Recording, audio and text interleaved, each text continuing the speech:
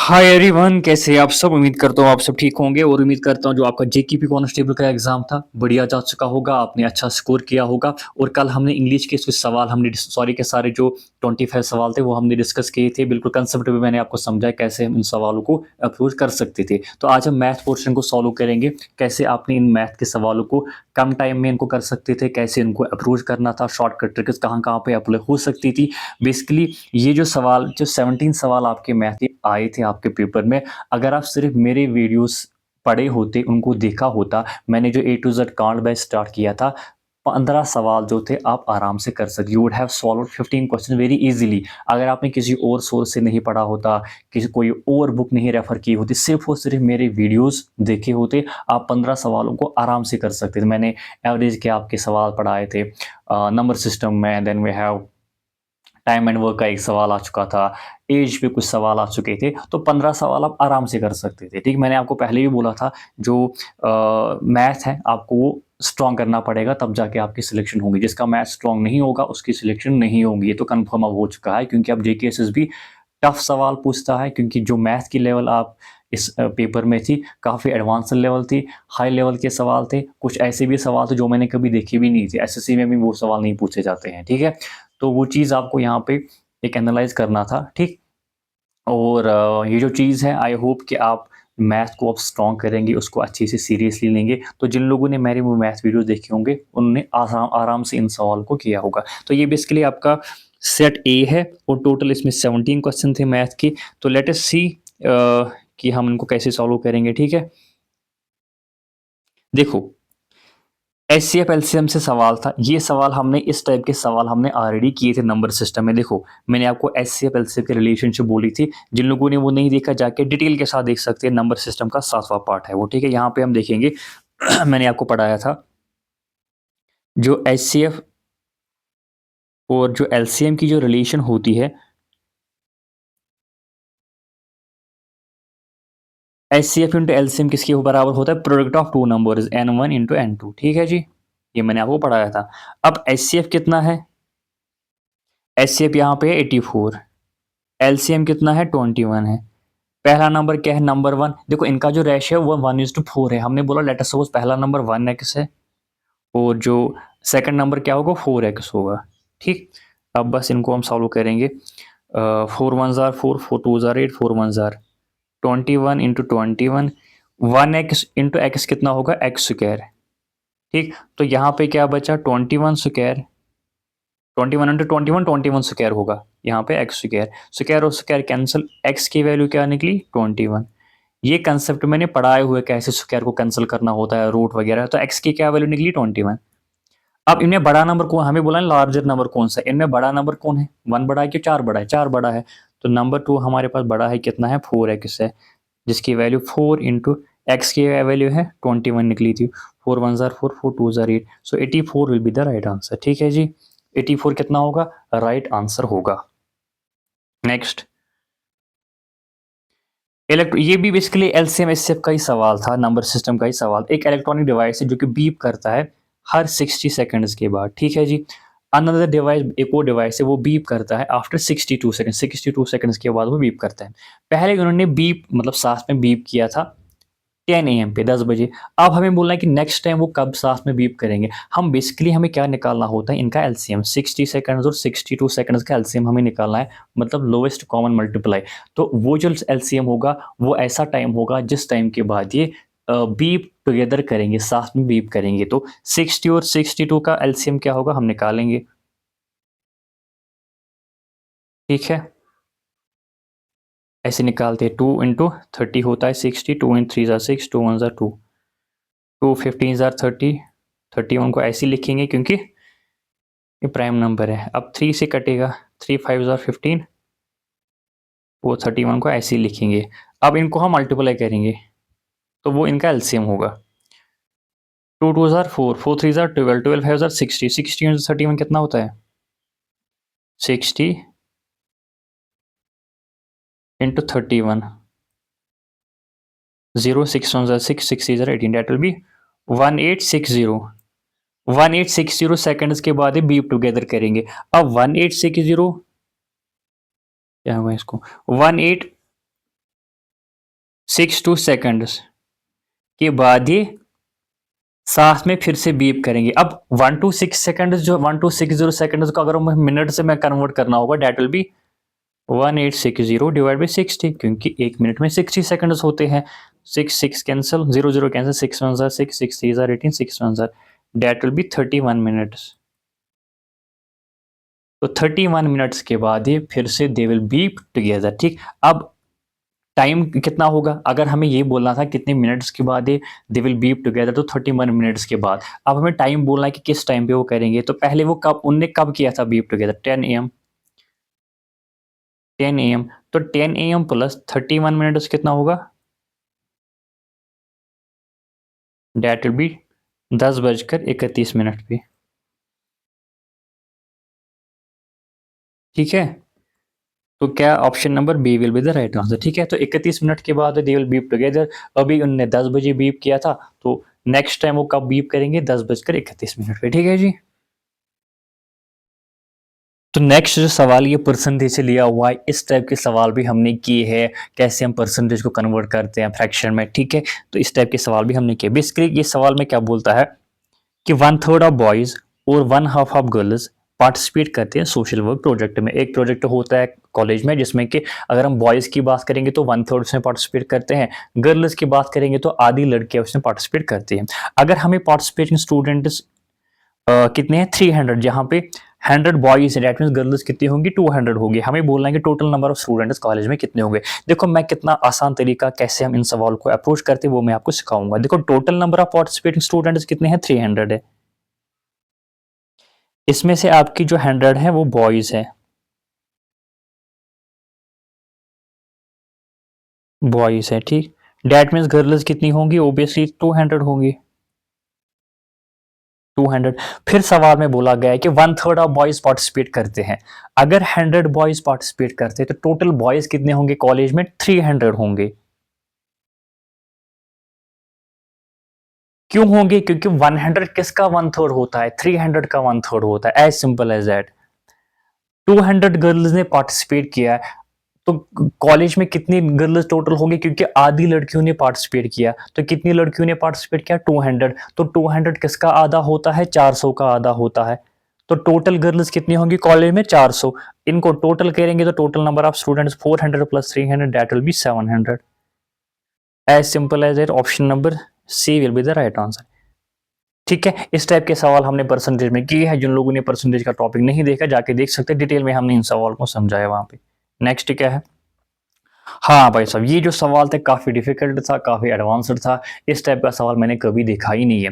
Basically पहले मुझे लगा कि ये कहाँ से, किस टॉपिक से है, फिर मुझे पता चला कि ये ट्रिग्नोमेट्री से ये सवाल लिया गया है, जहाँ पे आपको थोड़ा बहुत वो हाइट का कंसेप्ट पता होना चाहिए। और ये जो सवाल था काफ़ी कैलकुलेटिव था, हिला देने वाला सवाल था, दिमाग पे इसको जोर लगाना था।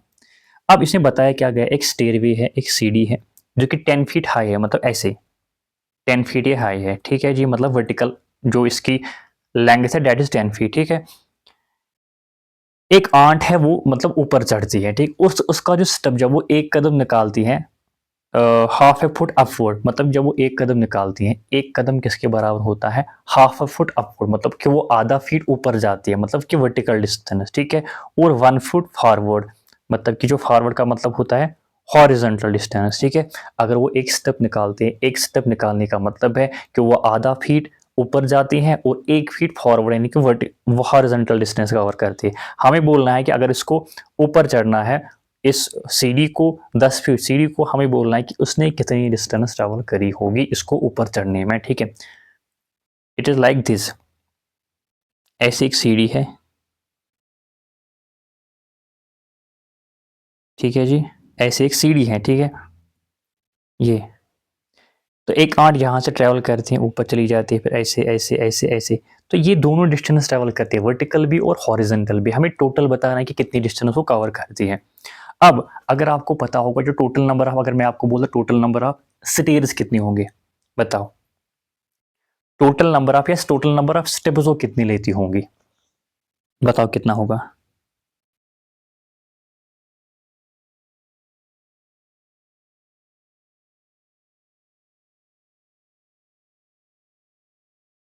तो टोटल नंबर ऑफ स्टेप्स अगर ऊपर की तरफ हम देखें कितने होंगे, देखो 10 फीट इसकी लेंथ, 10 फीट ये हाई है, आधा फीट इसका एक स्टेप होता है, तो टोटल नंबर ऑफ स्टेप्स कितने होंगे 10 divide by 1/2 that is equal to 10, ये 2 ऊपर चला जाएगा, that will be 2 into 20 steps, 20 steps ये ऊपर चलती है। इसके बाद अगर हम देखेंगे जो हॉरिजेंटल स्टेप्स है कितनी निकाल दी होंगी, दैट विल बी 19 स्टेप्स। आ रही है बात समझ? 19 स्टेप्स क्यों होंगे, जब भी इस वाले स्टेज पे पहुंच जाएंगे, इस वाले यहाँ पे इसको हॉरिजेंटल जो डिस्टेंस है वो कवर नहीं करनी पड़ेंगी, इसको सिर्फ 19 स्टेप्स कवर करने, क्योंकि देखो ये टॉप पे जब पहुंच जाएंगे, यहाँ पे टॉप पे जब ये पहुंच जाएंगे 20 स्टेप्स पे, यहाँ पे इट इज नॉट इंक्लूडेड, इसको हम इंक्लूड नहीं करते क्योंकि इट इज अ टॉप, है ना। तो इसको 19 स्टेप्स जो है हॉरिजेंटल करने होंगे। आ रही बात समझ? और 19 स्टेप्स हॉरिजेंटल करने का मतलब क्या है, देखो हॉरिजेंटल डिस्टेंस की अगर हम बात करेंगे, सो 8 है टू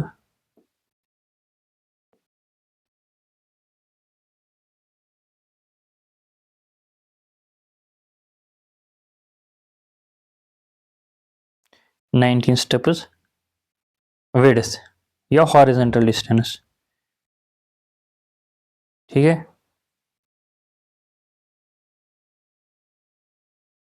तो वर्टिकल 20 स्टेप्स और हॉरिजेंटल 19 स्टेप्स, ठीक है जी। अब टोटल डिस्टेंस वो कितनी कवर करेंगी, टोटल डिस्टेंस वो कितनी कवर करेंगी, जब वो अपवर्ड जाती हैं, वर्टिकल डिस्टेंस जब वो कवर करती हैं, तो आधा स्टेप जो हो, देखो 20 स्टेप्स वो करती हैं, 20 स्टेप्स का मतलब होता है 10 फीट, 20 स्टेप्स का मतलब क्या होता है 10 फीट। क्यों 10 फीट, क्योंकि ऊपर जब वो चली जाती है तो उसका जो एक स्टेप होता है डेट इज 1/2 फीट, मतलब कि आधा फीट होता है। जो 20 स्टेप्स कितने होंगे, that will be 10 feet plus, और जब वो हॉरिजेंटल चलती है, देखो 1 फीट जब वो फॉरवर्ड चलती है तो एक स्टेप 1 फीट के बराबर होगा, that will be equal to 19 into 1, तो 1/2 1 जा 2 2 10 जा, that will be 10 plus 19 that will be 29 feet. ये जो सवाल था काफी हद तक हम कह सकते हैं एडवांस लेवल सवाल था, इसमें बहुत दिमाग आपको लगाना था, ठीक है। हालांकि कैलकुलेशन उतनी थी नहीं, बट थोड़ा बहुत आपको दिमाग लगाना था कि इसमें वो 20 स्टेप्स निकालेंगे अपवर्ड, बट जो मतलब वर्टिकल जो स्टेप्स वो निकालेंगे 20 steps, that will be equal to 10 feet, और जो हॉरिजॉन्टल स्टेप्स होंगे दैट विल बी 19 स्टेप्स। क्यों, क्योंकि जब वो ऊपर टॉप पे चली जाएगी तो उस स्टेप को हम इंक्लूड नहीं करेंगे, वो टॉप में इंक्लूड होगा, वो सीडी में इंक्लूड नहीं होगा, ठीक है। तो टोटल जो इसकी डिस्टेंस ट्रेवल करें that will be 29 feet. Next क्या है, देखो अगर एक, ये basically I think mathematical reasoning का सवाल है ये, अगर एक चाइल्ड को हम 10 स्वीट्स दे दें, 10 मिठाइयाँ देते हैं, तो हमारे पास 3 मिठाइयाँ बच जाती हैं। बट अगर हम एक चाइल्ड को 11 मिठाइयाँ देंगे, तो then the number of sweet, तो फिर हमारे पास 4 कम पड़ जाती हैं, 4 मिठाइयाँ कम पड़ जाती हैं। तो हमें बोलना है कि नंबर ऑफ स्वीट्स कितने हैं। हमने बोला let the number of sweet is equal to S, let the number of sweet is equal to S, और let the number of child is equal to N. तो पहली इक्वेशन की अगर हम बात करें, पहले सेंटेंस की अगर हम बात करेंगे, पहले इसकी बात करें तो स्वीट्स किसके बराबर है, हर किसी बच्चे को हमने 10 स्वीट्स दी, 10 मिठाइयाँ दी, 10 इंटू एन, तब भी हमारे पास 3 मिठाइयाँ बच जाती है। तो 3, पहली इक्वेशन के हिसाब से हमारे पास जो मिठाइयाँ है वो 10n प्लस 3। सेकेंड सेंटेंस के हिसाब से हमारे पास कितनी मिठाइयाँ है, एक बच्चे को हमने 11 मिठाइयाँ दी, 11 इंटू एन, लेकिन हमारे पास 4 कम बढ़ जाती है, -4 करेंगे, तो दूसरी इक्वेशन के हिसाब से हमारे पास मिठाइयाँ इतनी है, पहली इक्वेशन के हिसाब से हमारे पास मिठाइयाँ इतनी है। तो हम इनको इक्वलाइज करेंगे क्योंकि दोनों तो बराबर है। हम क्या करेंगे, इक्वलाइज करेंगे, 10n plus 3 is equal to 11n minus 4, ठीक। तो ये 3 और ये -4 यहाँ चला जाएगा, 3 प्लस 4 बन जाएगा, यहाँ पे 11n है माइनस 10n है, तो it will be equal 3 plus 4 7, 11n minus 10n that will B n। तो नंबर ऑफ चाइल्ड हमारे पास 7 है, तो बस ये n का वैल्यू हम ऊपर किसी इक्वेशन में डालेंगे, लेट अस सपोज पहली इक्वेशन में डालेंगे, it will be equal to, बताओ किसके बराबर होगा, 10 into 7 plus 3 that is equal 10 7 70 plus 3 is equal to 73। तो 73 मिठाइयाँ हमारे पास है। अगर आप दूसरी इक्वेशन में डालोगे यहाँ पे भी वैल्यू ही निकलेगा। 11 इंटू एन की value 7 minus 4 7 11 into 7 77 minus 4 that is equal to 73। तो जो भी मर्जी हो किसी भी इक्वेशन में आप एन का वैल्यू डाल सकते हैं, तो ऑप्शन आएगा 73। ठीक है, आई होप ये भी आपको समझ आ चुका होगा। नेक्स्ट क्या है, इस टाइप के सवाल भी हमने किए हैं, बहुत एज पे हमने बहुत सवाल किए थे एवरेज टॉपिक में। एक फैमिली में जो एवरेज एज है फादर और मदर की डेट इज 35 ईयर्स, और जो एवरेज एज है फादर मदर और सन की वो 27 ईयर्स है। हमें बोलना है कि एज ऑफ सन क्या है। अगर हम पहली बार बोलेंगे A1,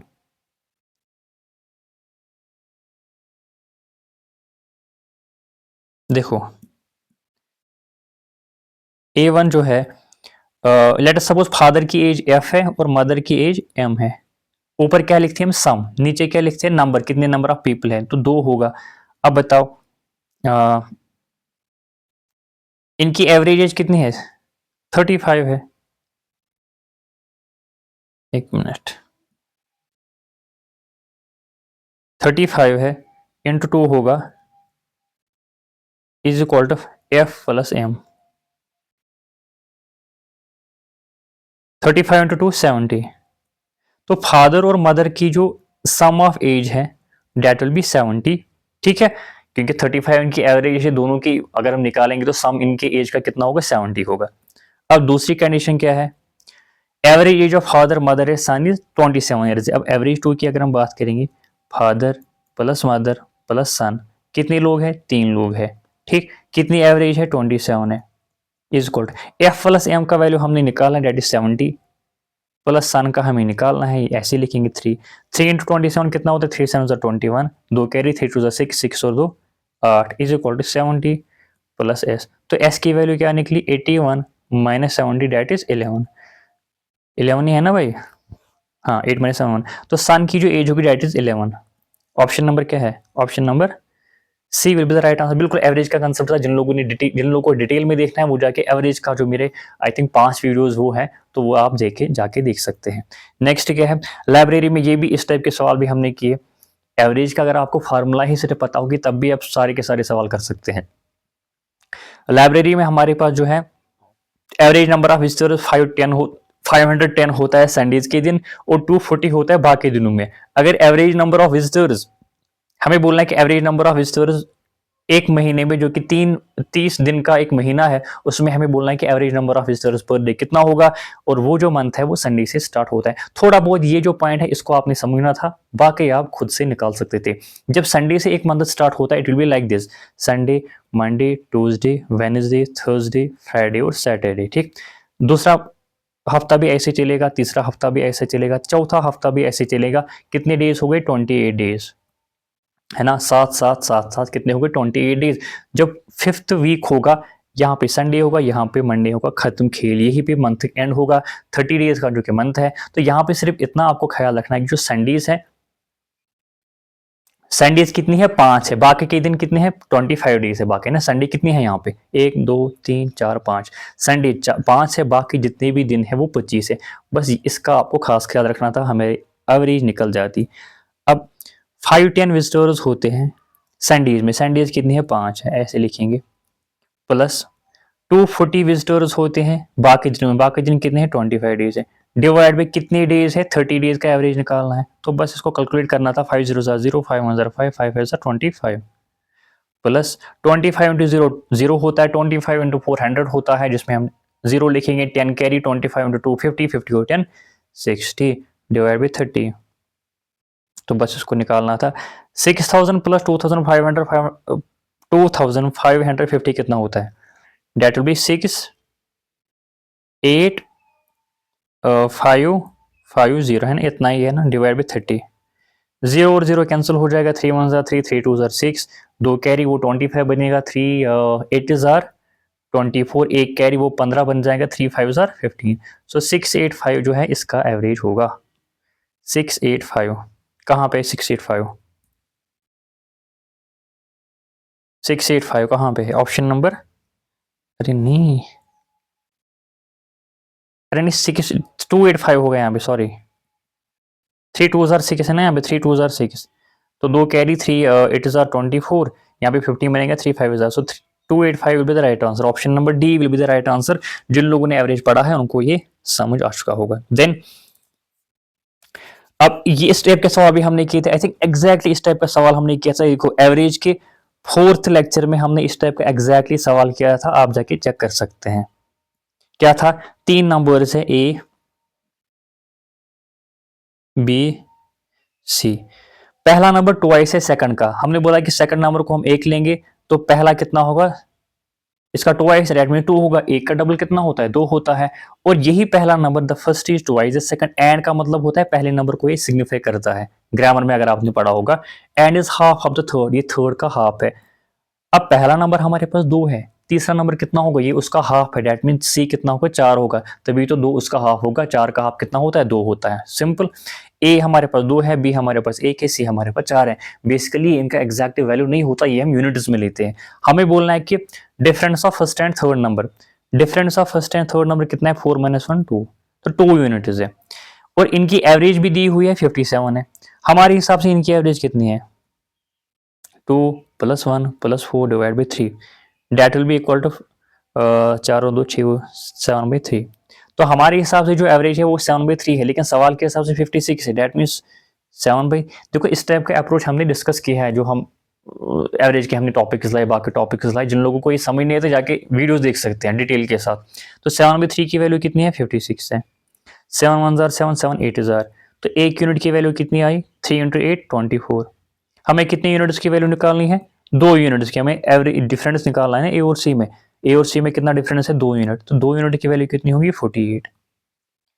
एक की 24 है, एक को हमने डबल किया 2, 24 को भी हम डबल करेंगे 48 बन जाएगा। Option number D will be the right answer, as simple as that.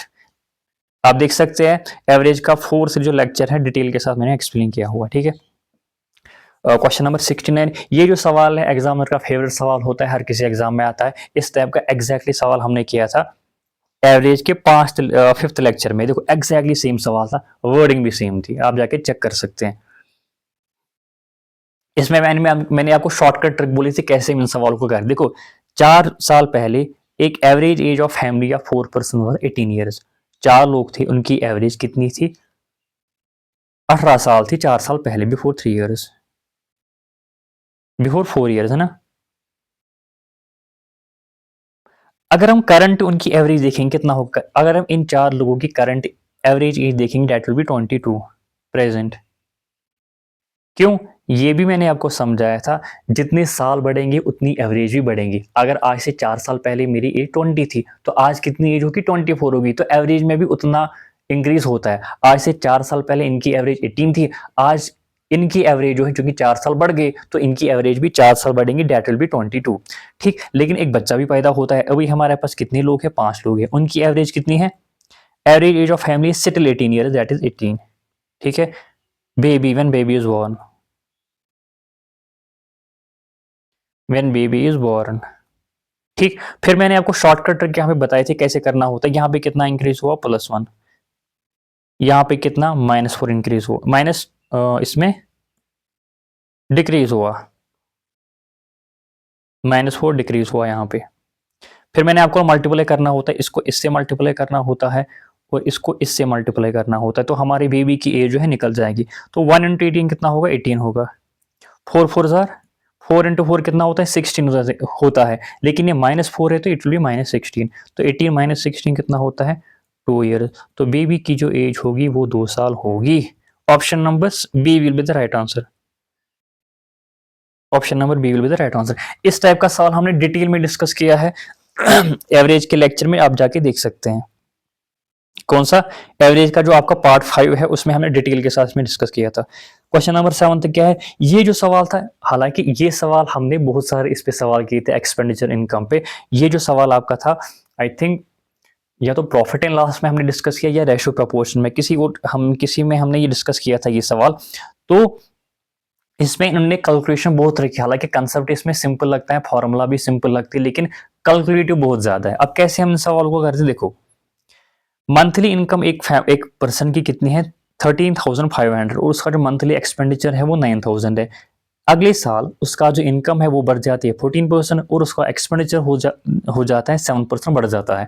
हमें बोलना है कि अब उसमें जो सेविंग है वो कितनी बढ़ गई परसेंटेज में। ठीक है, ये सवाल इजी है बट कैलकुलेटिव बहुत है, टाइम कंज्यूमिंग बहुत है, आपको बहुत परसेंटेज यहाँ भी निकाल। देखो कैसे करते हैं। इसमें सिर्फ एक ही फॉर्मूला लगती है, इनकम जो बराबर होती है that is expenditure plus saving. Income कितनी है पहले इसकी 13,500 इज इक्वल एक्सपेंडिचर कितना है 9,000 प्लस सेविंग। तो सेविंग कितनी होगी 13,500 माइनस 9,000, तो डेट विल बी 4,500 है ना।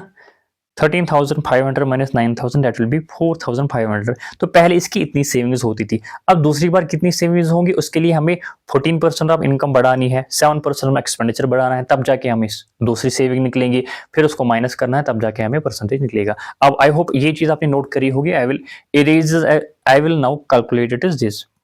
अब इनकम कितनी बढ़ी इसकी 14%, तो 14% इनकम बढ़ने का मतलब है कि 14% ऑफ दिस। इसमें कैलकुलेट करनी है 14%, इसमें कोई और ऑप्शन है ही नहीं।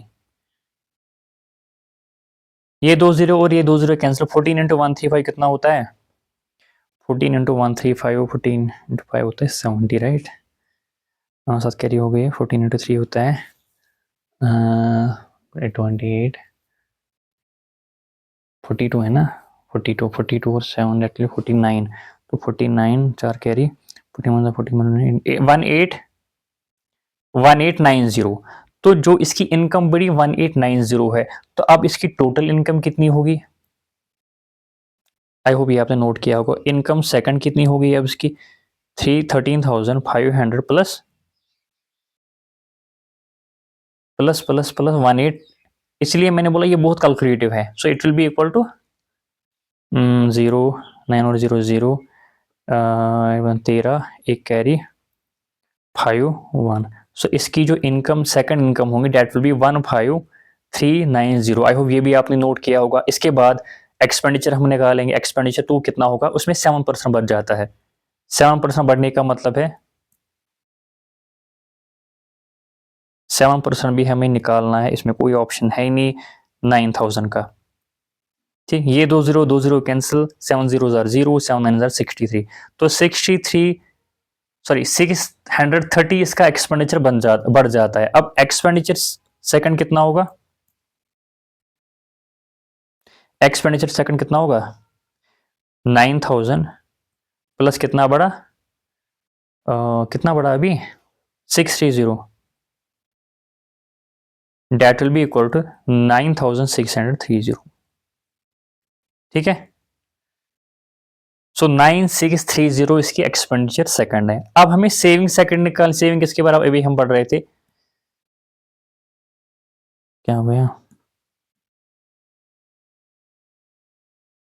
सेविंग कितनी है second, that will be equal to income minus expenditure. Income अब कितनी है 15,390, अभी निकाली है ना income second income 15,390 minus expenditure कितना है 9,630, तो that will be equal to बताओ 0 9 माइनस 3 6, 9 माइनस 3 विल बी 6 और 13 माइनस 6 विल बी 7,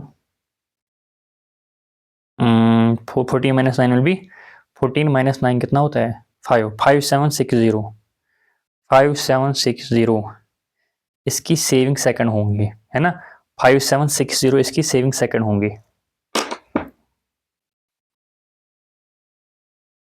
तो बस अब हमें सेविंग सेकंड माइनस एवरेज कैसे हम निकाल, सॉरी परसेंटेज कैसे निकालते हैं जब चेंज परसेंटेज में होता है, डेट विल बी,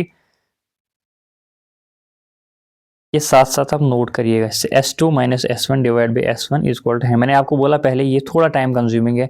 S2 कितनी है अब 5760 माइनस S1 कितनी थी पहले, इसकी कितनी सेविंग्स होती थी पहले 4500 हमने निकाली ना अभी 4500 डिवाइड बाई 4500 इंटू 100, इसका परसेंटेज इंक्रीज होगा सेविंग में। That will be 0 minus 0 0, 6 minus 0 6, 7 minus 5 2 and 5 minus 4 1, 1260 divided by 4500 into 100। ये 2 0 और ये 2 0 कैंसिल, 9 5 0 45, 9 1 ज़ा 9, 3 कैरी, 9 4 ज़ा 36, 9 0 ज़ा 0, 5 1 ज़ा 5, 5 2 ज़ा 10, 4 कैरी, 5 8 ज़ा, सो दैट विल बी 28। 28% इसका सेविंग में इंक्रीज हुआ होगा। Option number B will be the right answer. ठीक है जी।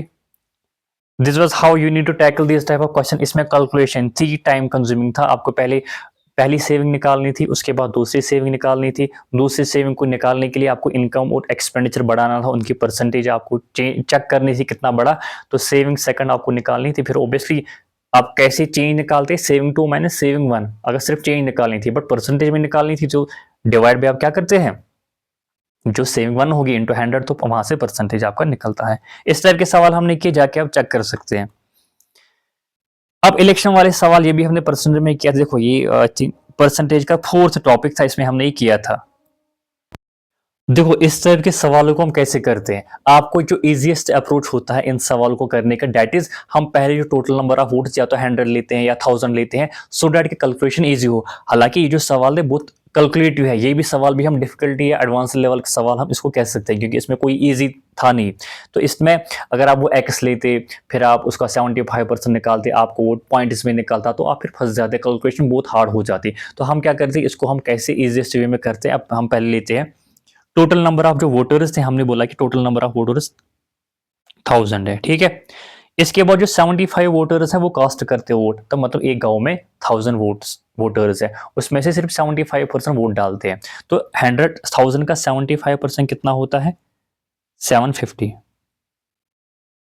तो 750 लोग जो हैं वो वोट डालते हैं। ठीक है, अब इसमें क्या होता है कि जो 2% वोटर्स होते हैं वो इनवैलिड करार दिए जाते हैं। अब 2% जो होता है वो 750 का कितना होगा, बताओ बताओ 2% का कितना होगा। अब हम निकाल लेंगे 2%।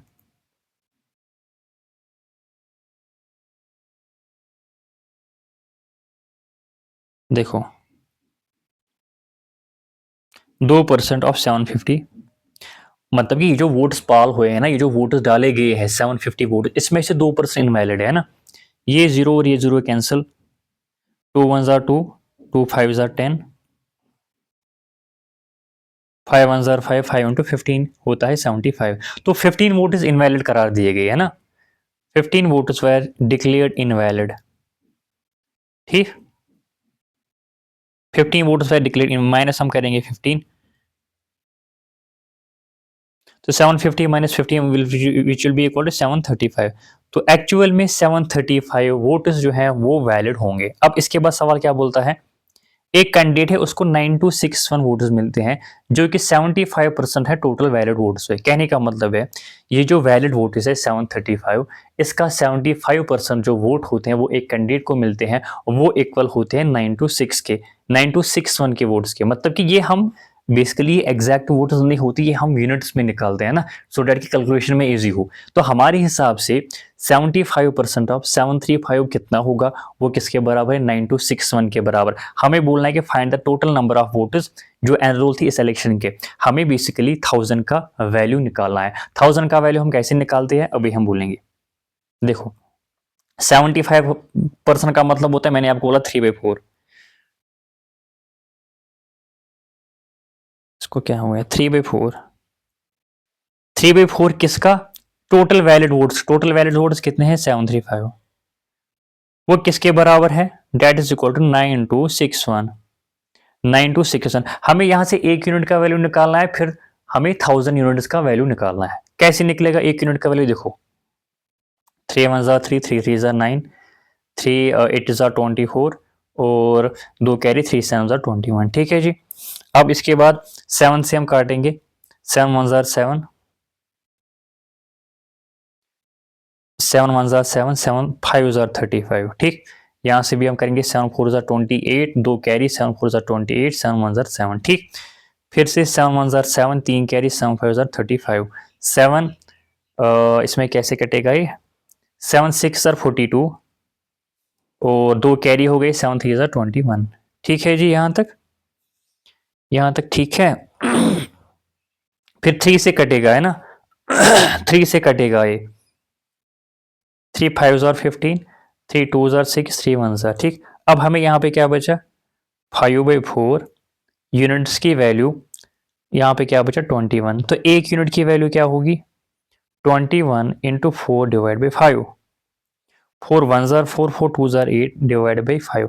अगर आप इसको x के का पहले वैल्यू लेते फिर उसको वो आपको बहुत कैलकुलेटिव पड़ता है। ये भी हालांकि कैलकुलेटिव है बट उतना नहीं है क्योंकि सवाल ही डिफिकल्ट बनाया गया है इसमें, ये फ्रैक्शन में पॉइंट इसमें निकल जाएगा।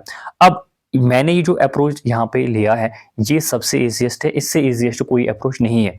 तो 84/5 एक यूनिट का वैल्यू, हमें 1000 यूनिट्स का वैल्यू निकालना है, तो एक यूनिट की वैल्यू 84/5 है। हमें 1000 यूनिट्स की वैल्यू निकालनी, मतलब कितने वोट हमारे हिसाब से कितने वोटर्स थे उस इलेक्शन में एनरोल 1000, तो 1000 की वैल्यू क्या होगी 84/5 इंटू 1000। देखा कितना इजी हुआ अभी इस अप्रोच से।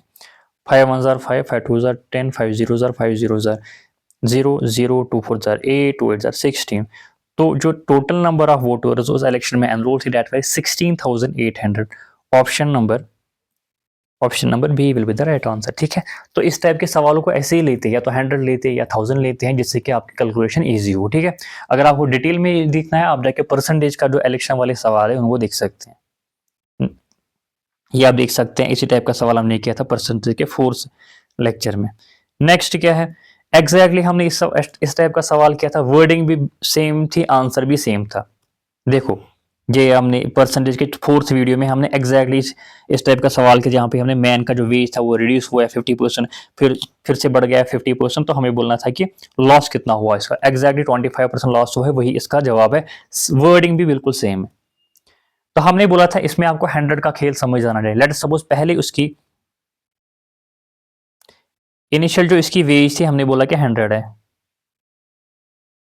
उसके बाद वो कितनी हो गई, इनकम टू इसकी कितनी होगी, उसको क्या किया गया है कि जो वेज थी उसको 50% रिड्यूस किया है। इसका मतलब पहले अगर उसका 100 था, 50% जब कम हुआ, इसके बाद रिड्यूस वेज कितना होगा 50 होगा। उसके बाद सवाल में बोला गया जो अब रिड्यूस वेज है, जो इसको वेज कम किया गया है उसको फिर से बढ़ाया गया है 50%, तो I3 कितना होगा, इनकम 3 कितनी होगी। अब 50 इसके पास है, इसमें 50% बढ़ने का मतलब क्या है, 50% कितना होता है 25, मतलब कि 50 का आधा कितना होता है 25, मतलब कि इसको प्लस 25 बढ़ाया गया है, तो वो कितना होगा 75। तो फाइनल इसकी वेज अब 75। हमें बोलना है कि लॉस कितना हुआ लॉस, पहले 100 था,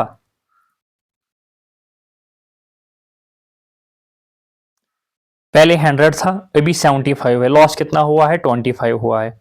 अब चूंकि हमने 100 में ही लिया तो लॉस भी हम 25%, तो 100% का मतलब क्या होता है, जब 100 की टर्म्स में हम कोई चीज लेते हैं तो हमने पहले ही 100 लिया, अभी 75 है, लॉस कितना हुआ 25 हुआ, तो परसेंटेज के टर्म में भी वो 25 ही होगा क्योंकि हमने इनिशियल वेज 100 ही लिया था। तो ऑप्शन नंबर क्या होगा इसका जवाब, option number A will be the right answer. That is the reason मैंने आपको बोला कि इसमें 100 का खेल लगाना होता है, सो दैट की परसेंटेज निकालने में ईजी होता है।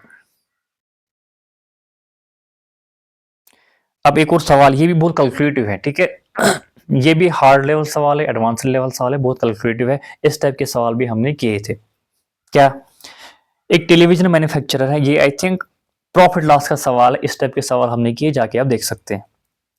एक टेलीविजन मैन्युफैक्चरर है, वो एक टीवी को बेचता है, उसमें 20% प्रॉफिट उसको मिलता है, और कितने में बेचता है 14,400 में। उसके बाद वो जो इसका प्रोडक्शन कॉस्ट है, मतलब जो कॉस्ट प्राइस है, उसको कम करता है 15%।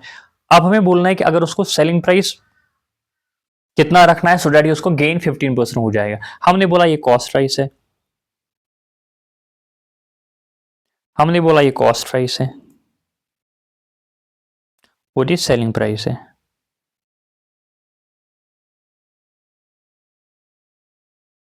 ठीक है जी, मैंने बोला कॉस्ट प्राइस पहले 100 था, जो मैंने इस टाइप के अप्रोच से सवाल करना बहुत इजी होता है।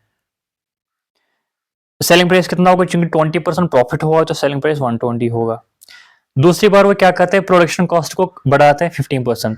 पहले इसका कॉस्ट प्राइस कितना था 100 था, 15% बढ़ाने का मतलब क्या है 115 वो करता है, और इसको अब कितना गेन मिलता है 15% गेन मिलता है। अब हमें 15% का 115 का 15% निकालना होगा, और कोई ऑप्शन इसमें है नहीं, और वो पॉइंट इसमें निकलेगा, और आपका टाइम बहुत कंज्यूम होगा इसमें। दैट इज द रीजन मैंने बोला कि टाइम कंज्यूमिंग पेपर था, मतलब मैथ का जो पोर्शन था। ठीक, अब इसमें आप निकाल लेंगे जो 15% ऑफ 115 होगा,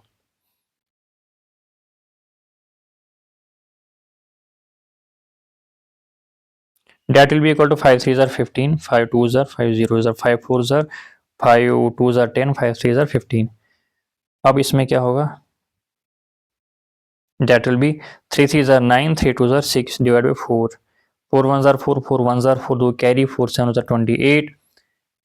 एक यहाँ चला जाएगा, उसके साथ जीरो लगेगा, 4 2s are 8, ये है ना। फिर 4 5s are, फिर 4 2s are 8, फिर 2 यहाँ चला जाएगा, उसके साथ जीरो लगेगा, फिर 4 5s are 20, तो 17.25 होगा। 17.25 इसका यहाँ पे प्रॉफिट हुआ होगा। आई होप ये आपने नोट किया होगा। 17.25 ये आप याद रखिएगा, याद नोट अपने घर आपने किया होगा, दैट विल बी गुड। 17.25, तो बस हम निकालेंगे 100 एंड ओहो 115 प्लस कितना हुआ, कितना था अभी 17.25, वो कितना होगा 52.5 प्लस 7 12, एक कैरी एक दैट विल 3 1 132.25 इसका सेलिंग प्राइस होगा। कैसे निकाला मैंने? सिंपल, मैंने 115 का 15% निकाला, उसको इसके साथ ऐड किया, वो हमारा बन जाता है सेलिंग प्राइस। ठीक, यहां तक ठीक है। इसको हम फिर से मिटाएंगे बिकॉज यहाँ पे स्पेस है ही नहीं। ठीक है जी, this is how you need to, बिल्कुल टाइम कंज्यूमिंग सवाल था ये भी। अब क्या करना है इसके बाद? अब हमें दिया क्या है, देखो पहला सेलिंग प्राइस हमें दिया हुआ है 14,400, हमारी सब सेलिंग प्राइस कितना है 120, तो 120 की वैल्यू ये है, हमें इस सेल वाले सेलिंग प्राइस की वैल्यू निकालनी है, एज सिंपल एज दैट। ठीक है, तो बिल्कुल निकाल लेंगे, इसमें कोई दोहराई नहीं है, हमें निकालना पड़ेगा। तो 120 की वैल्यू क्या है 14400, क्योंकि हमारी सब सेलिंग प्राइस 120 था, सवाल के हिसाब से 1440 था। 1 यूनिट की वैल्यू क्या होगी 14400 डिवाइड बाई 120, 0 और 0 कैंसिल, 12 1 12, 12 इंटू 12 144 होता है, और 12 इंटू 0, तो एक यूनिट की वैल्यू 120 है। ठीक है, एक यूनिट की वैल्यू 120, हमें कितने यूनिट की वैल्यू निकालनी है 132 पॉइंट, हमें निकालना है ना दूसरा selling price, what should be the new selling price. तो हम क्या करेंगे 132.25 की वैल्यू कितनी होगी 132.25 इंटू 120, बस वैल्यू निकालनी है और कैलकुलेट करना है। देखो क्या होगा ये, देखो जीरो स्पेस तो यहाँ पे है नहीं, हम लिखते जीरो ऐसे ही रखेंगे। 12 इंटू 5 60 होता है, 6 कैरी 12 इंटू 2 24, 24 इंटू 6 30 होता है। अरे इसमें कितनी जीरो बढ़ गई, 3 कैरी हो गया 12 इंटू 2 24, 24 इंटू 3 27 है ना, हाँ 27, 2 कैरी 12 इंटू 3 12 इंटू 3 36, 36 इंटू 2 कितना होता है 36 इंटू 2 कितना हो, 36 और 2 कितना होता है 38, 3 कैरी 12 1 12 12 और 3 15, 1587000। अब चूंकि यहाँ पे दो एक पॉइंट के बाद कितने डिजिट हैं 2, तो हम भी यहाँ पे 2 रखेंगे, पॉइंट के बाद 2 डिजिट रखेंगे, that will be equal to 15870 ये वाला 15870 प्लस 0 0.00। ठीक है, तो कहाँ पे 15, option number A, option number A will be the right answer 15870। ठीक है, सो ये भी बहुत टाइम कंज्यूमिंग था। अब जिसको ये कंसेप्ट समझ नहीं आया वो जाके डिटेल में जो प्रॉफिट एंड लॉस का हमारे कुछ 4-5 वीडियोस हैं देख सकते हो, इसमें डिटेल में मैंने इसको एक्सप्लेन किया था। अब देखो ये भी इजी सवाल था। 5 मैंगोज और 4 ऑरेंज का जो कॉस्ट है वो इतना है जितना कि 3 मैंगोज और 7 ऑरेंज का है। हमें बोलना है कि ratio of cost of 1 mango to 1 orange. देखो कैसे हम सॉल्व को करते हैं। हमने बोला जो 5 मैंगोज है 5 मैंगोज प्लस 4 ऑरेंजेस 4, ये ओ है, ठीक है, ऑरेंजेस को सिग्निफाई करता है। इसका कॉस्ट कितना है 3 मैंगोज और 7 ऑरेंजेस प्लस 7 ऑरेंजेस, ये ओ जो है सॉरी ऑरेंजेस को सिग्निफाई करता है। ठीक, अब 5m माइनस 3m, क्योंकि 3m यहाँ चला जाएगा, is equal to 7o minus 4o, चूंकि यहाँ पे प्लस है यहाँ पे माइनस हो जाएगा 4o, that will be equal to 5m minus 2m 3m 2m 5 minus 3 2 7 minus 4 3 3o। तो रेशो निकालना है तो m ये ओ यहाँ चला जाएगा, m divide by O is equal to 3/2 यहाँ चला जाएगा by 2, 3/2 it will be the right answer. ठीक है, सो एक मैंगो और एक ऑरेंज का जो रेशियो होगा कॉस्ट प्राइस का, that will be 3/2, 3/2, 3/2, option number C will be the right answer. ठीक है, नेक्स्ट, ये भी बिल्कुल आसान था। गौतम एक बिजनेस स्टार्ट करता है जिसमें कि वो 60,000 इन्वेस्ट करता है, जितिन उसके 8 महीने बाद ज्वाइन करता है और वो 35,000 इन्वेस्ट करता है। हमें बोलना है कि जो प्रॉफिट होगा वो किस रेशो में बटेगा उनमें। ठीक है, प्रॉफिट किस रेशो, देखो एक पॉइंट आपको याद रखना है, प्रॉफिट कैसे बढ़ता है, इन्वेस्टमेंट के हिसाब से। जो ज्यादा इन्वेस्टमेंट करेगा उसको उतना ज्यादा प्रॉफिट मिलेगा। दूसरी कंडीशन है कि टाइम, जो बंदा जितनी टाइम देर तक इन्वेस्ट करेगा उसको इतना प्रॉफिट मिलेगा। ठीक है, यहाँ पे गौतम है, देखो कैसे करते हैं सवाल, गौतम है और यहाँ पे जितने, गौतम कितना इन्वेस्ट करता है, 60,000 इन्वेस्ट करता है। कितने महीनों तक, 2 साल तक, 2 साल का मतलब होता है 24 महीने, इज टू, ये इनका प्रॉफिट रेशो होगा। जितिन कितना इन्वेस्ट करता है, 35 के। कितने मंथ तक, यहाँ पे थोड़ा आपको समझना है, वो 8 महीने बाद ज्वाइन करता है। जब वो 8 महीने बाद ज्वाइन करता है तो वो कितने महीनों तक इन्वेस्ट करेगा, 24 - 8 कितना होता है, 16 मंथ्स। तो 16 महीनों तक वो जो है इस मतलब बिजनेस में इन्वेस्ट करेंगे, क्योंकि वो तो 8 महीने बाद ज्वाइन करता है। 24 - 8 कितना होता है, 16। ठीक है जी, अब ये के और ये कैंसिल हो जाएगा। 4 6 24, 4 4 16, 4 1 4 4 15 होता है 60, 5 3 15, 5 7 35। ठीक है, यहाँ पे क्या बचा, 6 × 3 18 होता है और यहाँ पे क्या बचा, 7। तो 18:7 रेशो में उनका प्रॉफिट बटेगा। Option number C will be the right answer. So this is how you need to tackle this type of question. बिल्कुल आसान था। प्रॉफिट सपोज अगर ये सेम टाइम के लिए इन्वेस्ट कर दे, फिर टाइम का कोई कंसेप्ट था ही नहीं, यहाँ पे भी 24 मंथ्स होता है, यहाँ पे भी 24 मंथ्स होता है, ये कैंसिल हो जाता है। फिर सिर्फ इन्वेस्टमेंट के रेशो के हिसाब से इनका प्रॉफिट बढ़ता। लेकिन चूंकि अब टाइम भी यहाँ पे इंपॉर्टेंट है, क्योंकि दोनों डिफरेंट टाइम के लिए इन्वेस्ट करते हैं, तो टाइम भी लिखना जरूरी होता है। ठीक है, अगर टाइम सेम होता फिर हमें ये टाइम लिखना नहीं था। नेक्स्ट क्या है, ये जो सवाल था आपके टाइम एंड वर्क से था। हालांकि टाइम एंड वर्क आपके सिलेबस में नहीं था, बट स्टिल एसएसबी ने इस सवाल को पूछा था, बट हमने इस टाइप का सवाल ऑलरेडी किया था। टाइम एंड वर्क का 4th लेक्चर अगर आप देखेंगे, सेम वर्डिंग सेम सवाल हमने किया था। इसमें कौन सा टाइम कौन सी फॉर्मूला लगता है, वो जो एमडीएच जो आपका कंसेप्ट है, M1 D1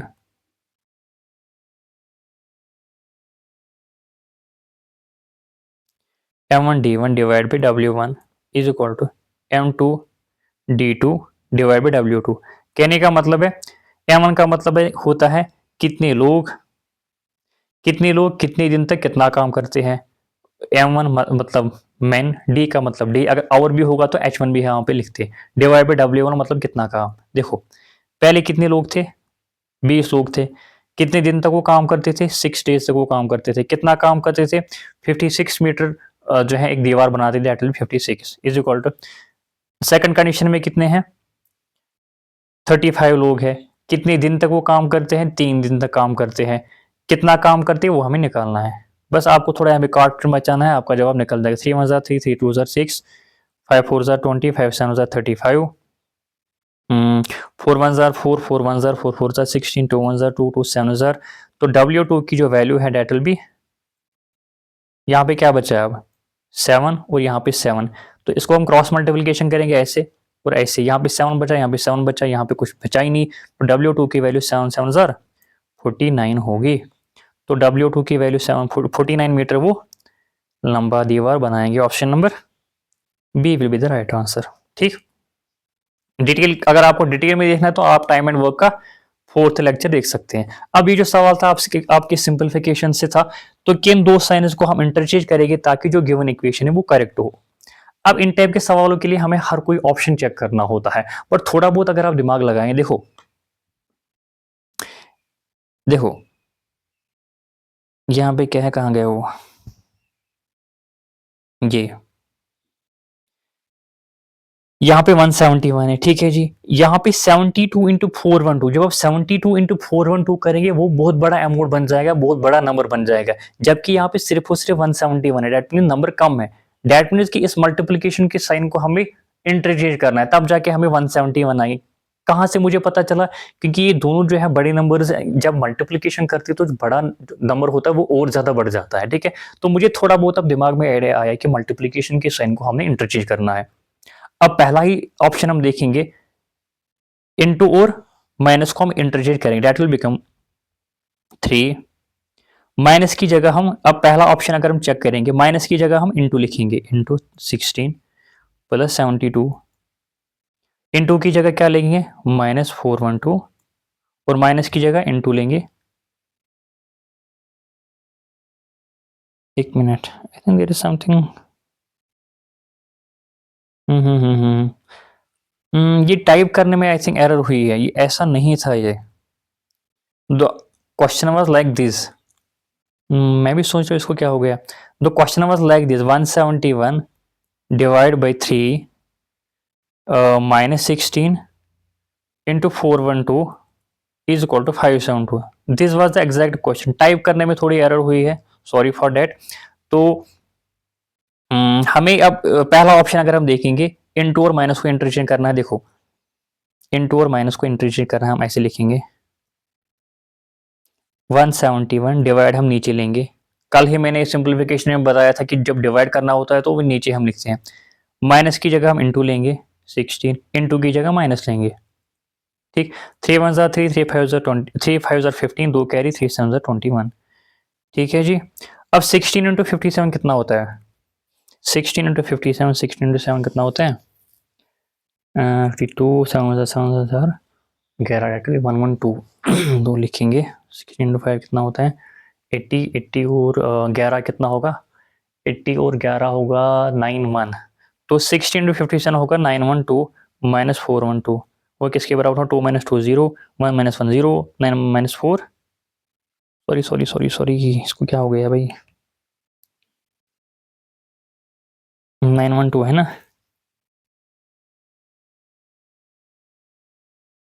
गड़बड़ कहाँ पे हुई है इसमें?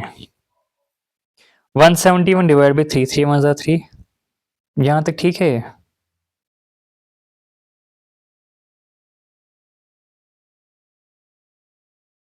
-412, गड़बड़ कहाँ पे हुई है ये? अरे हाँ, ऊपर जो 72 था वो तो हमने लिखा ही नहीं। 72 72 इट इज लाइक दिस। देखो 171 कहाँ गया वो? 171 डिवाइड बाई 3 -16 प्लस 72। अब जो कि हम इंटरचेंज करेंगे, उसको माइनस की जगह हम इनटू लेंगे, इंटू 16 प्लस 72 -412, ठीक है जी। तो 3 1 3, 3 इंटू 15 मैंने किया था, 15 इंटू 16 कितना मैंने किया था? 912, 912 प्लस 72 माइनस 412 होता है ना। तो 2 2 2 2 4, 7 और 1 9, 7 और 1 8 और 9, 984 minus 412 that is equal to 4 minus 2 2, 8 minus 1 7, 9 minus 1 4। तो 572 मतलब निकला ना, 572 हमें 572 के बराबर निकला। तो पहला ही ऑप्शन इसमें फिट बैठता है। तो यू आर लकी कि पहला ही ऑप्शन आपका फिट बैठता, वरना आपको सारे के सारे ऑप्शन चेक करने थे, ठीक है। So these were the 17 question जो मैथ के थे, सारे के सारे क्वेश्चन मैंने सॉल्व किए हैं। कैसे हम इनको शॉर्टकट अप्रोच के जरिए इनको अप्रोच करते हैं, कैसे हम कम टाइम में इनको सॉल्व करते हैं, ये जो सवाल थे सारे के सारे मैंने मैथ के वीडियोस में डिस्कस किए थे, एक्सेप्ट दैट ट्रिग्नोमेट्री सवाल एंड दैट वेरी बीफ वाला सवाल। इन दो सवाल के बगैर जितने भी सवाल थे हमने अपने वीडियोस में जो है डिस्कस किए थे। आप मेरा मैथ बैच देख सकते हैं। जिस भी एग्जाम की आप तैयारी करेंगे वो मैथ बैच आपके लिए काफ़ी ज़्यादा हेल्पफुल रहेगा, ठीक है। उसमें मैंने एसएससी पैटर्न पे सवाल किए हैं, एसएससी अप्रोच के जरिए, शॉर्टकट ट्रिक्स के जरिए वो सॉल्व किए हैं, ठीक है। तो अगर आपको वीडियो पसंद आ चुका है, don't forget to share with the friends also and don't forget to watch this math batch और देखना कि कैसे ही आपके लिए हेल्पफुल रहेगा। Thank you so much.